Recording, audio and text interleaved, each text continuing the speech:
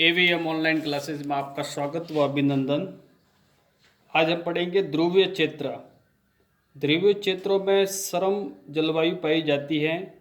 ये क्षेत्र सदैव बर्फ से ढके रहते हैं। यहाँ पर सदैव बर्फ से ढके रहते हैं और यहाँ वर्ष के अधिकांश भाग में अत्यधिक सर्दी रहती है।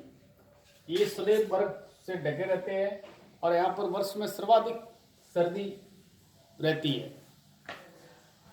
तो ये क्षेत्र ध्रुवीय क्षेत्र कहलाते हैं। अधिकांश भाग में अत्यधिक सर्दी रहती है।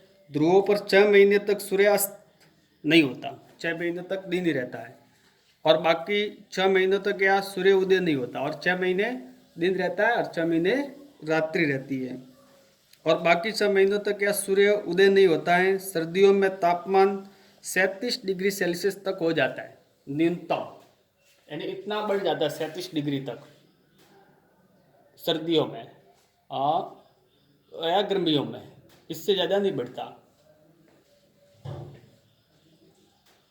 यहाँ रहने वाले जंतु इन चरम स्थितियों के लिए अनुकूल लिए हो गए हैं। आइए हम ध्रुवीय भालू यानी पोलर बियर और पेंगुइन के उदाहरण से ये जानने का प्रयास करें कि वे किस प्रकार वहाँ की जलवायु के लिए अनुकूलित हैं। ध्रुवीय भालू के चारे शरीर पर सफेद बाल होते हैं। जो ध्रुव के क्षेत्र में जो भालू पाया जाता है उसके ऊपर पूरे शरीर के ऊपर सफेद बाल होते हैं, जिनको फर होते हैं, फर भी कह सकते हैं, जिससे वे बर्फ की सफेद श्वेत पृष्ठभूमि में आसानी से दिखाई नहीं देते। उससे उन्हें अपने परभक्षियों और शत्रुओं से बचाव में सहायता मिलती है। उनका और बर्फ का रंग एक जैसा होता है, इसलिए वो वहाँ छिप सकते हैं आसानी से और परभक्षी होते जो उनका भक्षण करने वाले उनके शिकार नहीं हो पाते। इससे उन्हें अपने परभक्षियों और शत्रुओं से बचाव में सहायता मिलती है। साथ ही इससे उन्हें अपने शिकार को पकड़ने में भी सहायता मिलती है। इन्हें श्रम शीत से बचाने के लिए इनमें बालों और फर की 2 मोटी परतें होती है। इनकी त्वचा के नीचे वसा की एक परत होती है। वास्तव में ध्रुवीय भालू का शरीर इतना अच्छी तरह से शीतरोधी होता है कि वह धीमे धीमे चलते हैं। उनका शीतरोधी शरीर भी होता है ताकि उनके शरीर का ताप आवश्यकता से अधिक गर्म हो जाने से बचाने के लिए अक्सर विश्राम करते हैं। वे धीरे धीरे चलते हैं और आप शरीर का तापमान अत्यधिक नहीं बढ़े, इसलिए वो बहुत धीरे गति से चलते हैं।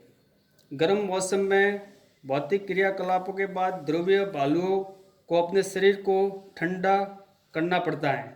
अतः ध्रुवीय भालू समुद्र जल में तैरते हैं। ध्रुवीय भालू क्या करते हैं? अपने शरीर को ठंडा करने के लिए समुद्री जल में तैरते हैं। ये अच्छे तैराक होते हैं। इनके पंजे चौड़े होते हैं। अच्छे तैराक भी होते हैं, इनके पंजे चौड़े होते हैं और बड़े होते हैं, जो न केवल अच्छी तरह से तैरने में इनकी सहायता करते हैं, जिसको ये अच्छी तरह से तैरने में इनकी सहायता करते हैं पंजे, बल्कि उन्हें बर्फ में चलने में भी सहायक होते हैं। तैरते समय ये अपने नथुनों को बंद करके लंबे समय तक पानी के अंदर रह सकते हैं। नथुने होती हैं, उनके नाखून उनको बंद कर लेते हैं, जिससे वो लंबे समय तक पानी में तैर सकते हैं, रह सकते हैं। ध्रुवीय भालू की सूंघने की शक्ति तीव्र होती है। उसके सूंघने की शक्ति बहुत तीव्र होती है, जिससे ये भोजन के लिए अपने शिकार को आसानी से खोज व पकड़ सकता है।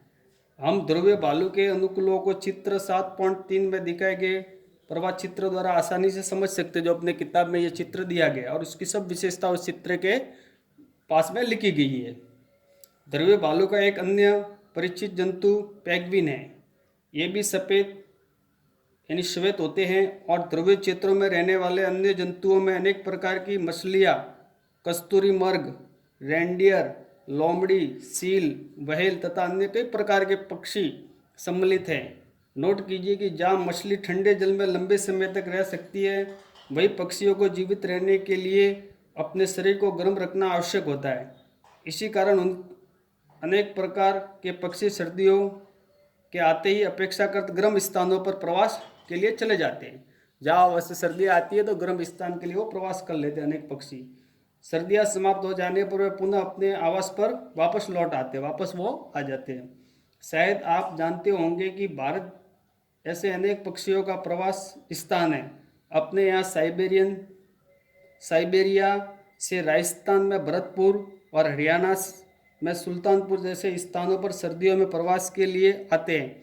कुछ पक्षी उत्तर पूर्व के कुछ आर्द्र स्थानों और भारत के कुछ अन्य स्थानों से भी प्रवास के लिए आ जाते हैं। अब है उष्णकटिबंधीय वर्ष वन। उष्णकटिबंधीय क्षेत्रों की जलवायु सामान्य गर्म होती है, वहाँ सदैव बर्फ से ढकी हुई रहती है और ठंडी जलवायु होती है। यहाँ की क्या होगी, गर्म होती है। ठीक है, ये भूमध्य रेखा के आसपास का क्षेत्र है, क्योंकि ये क्षेत्र भूमध्य रेखा के आसपास स्थित होते हैं, इसलिए यहाँ की जलवायु कैसी रहती है, गर्म रहती है। सबसे सर्द महीनों में भी तापमान सामान्य 15 डिग्री सेल्सियस से अधिक रहता है।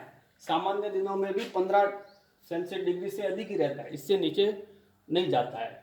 और गर्मियों में तापमान 40 डिग्री से भी अधिक रहता है। गर्मियों में इससे भी अधिक हो सकता है, 40 से भी अधिक बढ़ जाता है। गर्मियों में तापमान 40 डिग्री से अधिक हो जाता है। वर्ष भर दिन और रात की लंबाई लगभग बराबर होती है। इन क्षेत्रों में प्रचुर मात्रा, ये भी विशेषता है, दिन और रात की लंबाई लगभग समान ही रहती है। वर्ष भर दिन और रात की लंबाई लगभग बराबर होती है। इन क्षेत्रों में प्रचुर मात्रा में वर्षा होती है, यहाँ पर वर्षा भी अधिक होती है। इस क्षेत्र की एक प्रमुख विशेषता उष्णकटिबंधीय वर्षावन भारत में पश्चिम घाटों और उसमें पाए जाते हैं। इसके अतिरिक्त ऐसे वन दक्षिण पूर्वी एशिया, मध्य अमेरिका और मध्य अफ्रीका में भी पाए जाते हैं। सतत गर्मी और वर्षा के कारण इस क्षेत्र में विभिन्न प्रकार के पादप और जंतु पाए जाते हैं। वर्षा वनों में पाए जाने वाले प्रमुख चीता, हाथी, तेंदुआ, छिपकली, सर्प, पक्षी और कीट हैं।